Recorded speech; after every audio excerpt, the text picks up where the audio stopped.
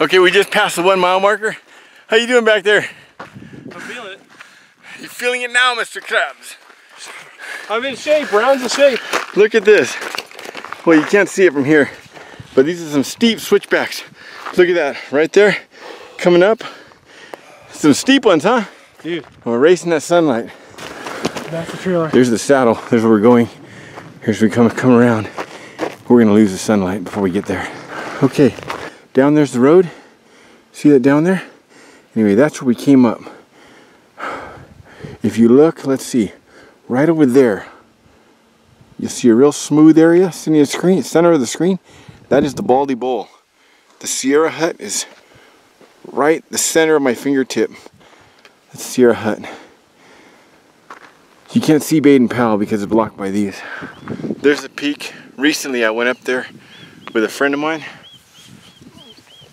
And the guy that looks like Cody Lundine's partner, Gabriel, we're up there in the snow.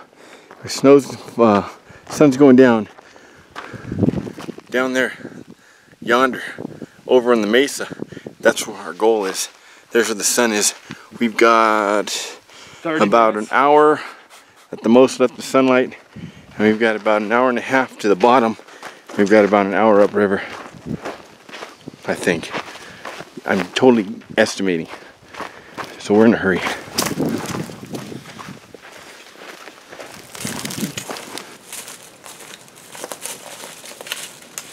Well, the sun's almost down.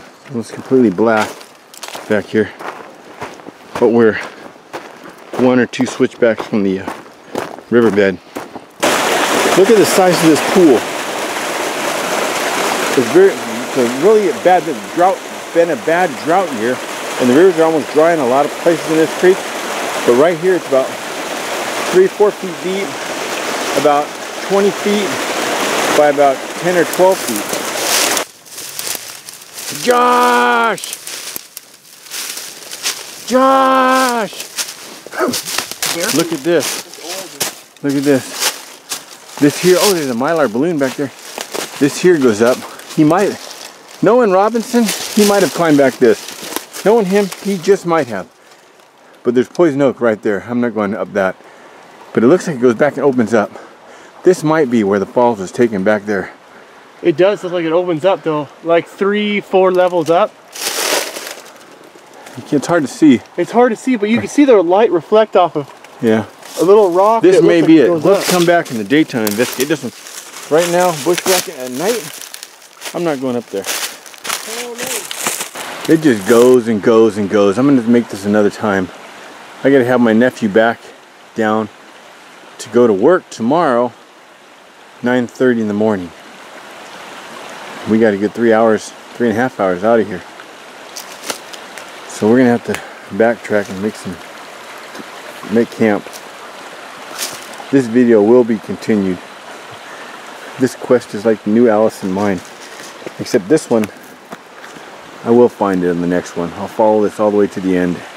If you're into doing creepy trails at night, let me recommend this one. This one is spooky, huh, Robert? Dude, it's literally like horror story. It's kind of creepy with both of us. I'd be twice as creeped out if I was by myself. If I was by myself, I'd be setting up camp right now. This is creepy. It's just the canyon's so close, the walls are so close, and it's so overgrown.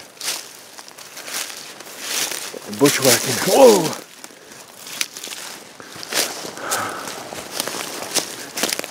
And it's the unknown that's the best part of it.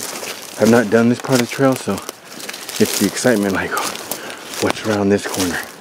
What's around the next corner? The shame of it is we're not seeing it all for what it has to offer. We're going to come back and do it again in the daylight. It's really neat. But like I say, if you're into creepy trails, this is the one for you. Okay, you guys know me and backpacking meals don't get along too well. So check that out. You know what that is? That's a 3/4 inch slab of halibut. Some broccoli and cheese. Yeah. With dual trangias. Got my Hennessy set up. Both brought jams. Go like jams. You brought a bivvy, right? Yeah. What kind? Same one as in the other video? Yeah, Sierra Design. Sierra Design. That's the one with the mesh face and the flat panel for total waterproof. Quite roomy. It is. I bought it off of Eric Dryfly at the last trading post I had, Colbert Campground. If you haven't gone to one of my trading posts, you're missing out. Gear goes fast, gear goes cheap, a lot of trading going on. I'll be having another one probably in February at Colbert Campground again, probably. Check that out. Okay, to add to the creepiness, I just mentioned to Robert that I heard voices. You're hearing them too, right? Oh yeah. We're actually literally hearing voices, but watch this. Watch like this. a If we shut our lights off, watch. Shut it off. It's pitch black, but it's like there's a conversation going on back there. I know it's probably just water going over the rocks, but it's really creepy canyon back there. And you hear them voices coming down. It sounds like 2 or 3 male voices. Right there. Can you hear it? It totally sounds like they're right there. But we went back there a few miles. There's nothing back there. There's no lights coming down. It's just a creepy canyon. Little progress report. It totally sounds like there's a woman right there talking. It totally sounds like there's a woman right there talking. Right there. Totally got us freaked out.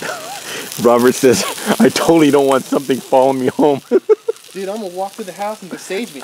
Save me. Just save me. Halibut, ready to pull off. Vegetables almost done. If you follow my channel, you know what this is. More acorns. Yep, gonna make some acorn flatbread. Right there in that pan. Check out the meal. You got broccoli and cheese. You got some halibut steak. And you got Native American flatbread. Acorn bread. It's really good. Got the halibut.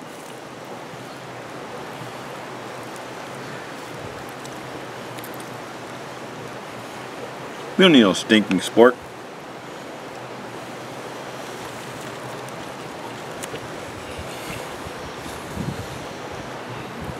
Caught the halibut right here in the stream.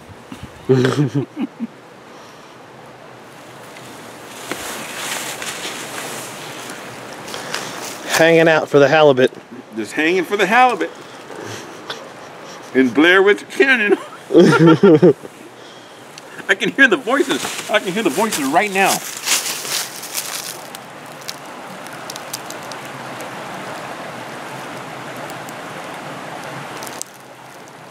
It sounds like when you're at Knott's Berry Farm and you're at that Native American thing where the hologram speaks to you and his mom's talking to him in the background in Native American tongue. That's exactly what it sounds like. Some kind of voices got caught back here and just echo.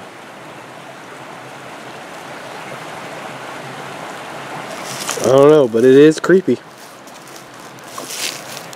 But then you got this halibut.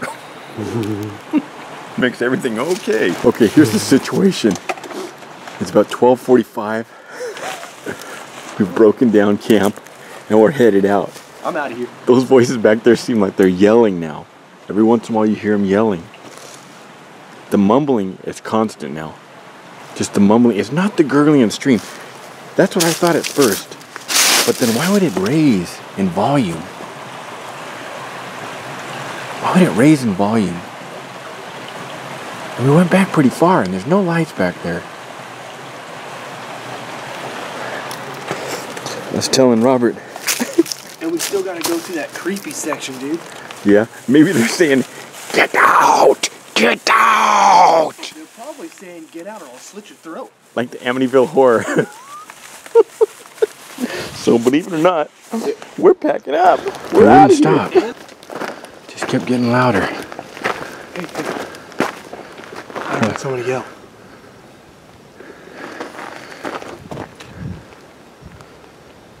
We're still hearing it. And we're probably 500 feet above the canyon now. That's no stream trickle. Nope. When you hear that. I know I heard a yell. But we're up here so high, we would see a light. You know what I mean? Yeah, we'd see light. There's no light.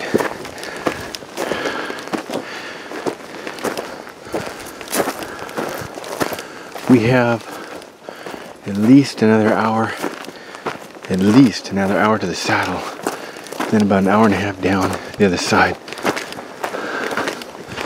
in the pitch black. You alright? Dude, both my legs start cramping. Some cramp action. Same time, just all of a sudden it was like Charlie horse action. Some cramp action. No, please. And still those voices keep calling from far away.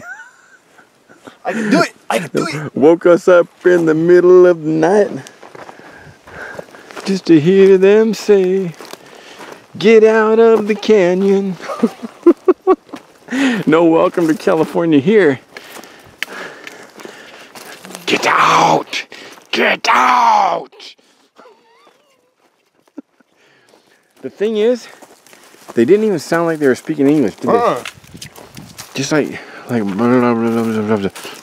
some kind of, I hate to say it, sound like some kind of cliche, but like some kind of Native American language, you know, some tribal language.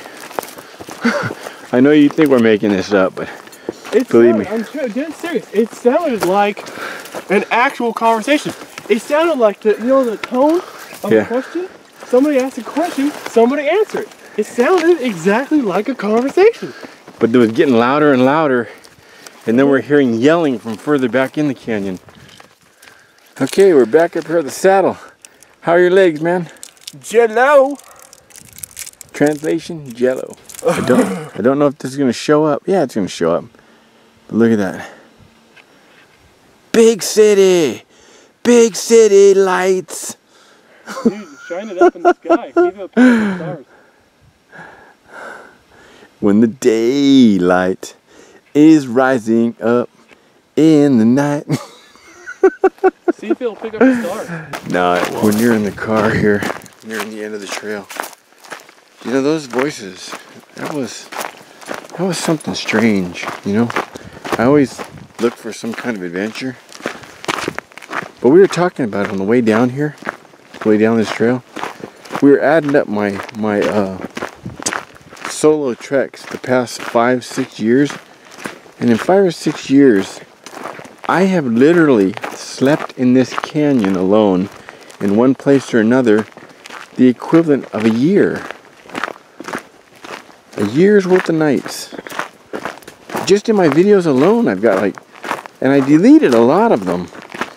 And some I didn't even tape. And I have coming up on 250, 230, 240, something like that, I don't know. But just on those, I got more than a half documented on tape. So, a year, imagine that, guys. I spent a year in this range. This in San Gorgonio.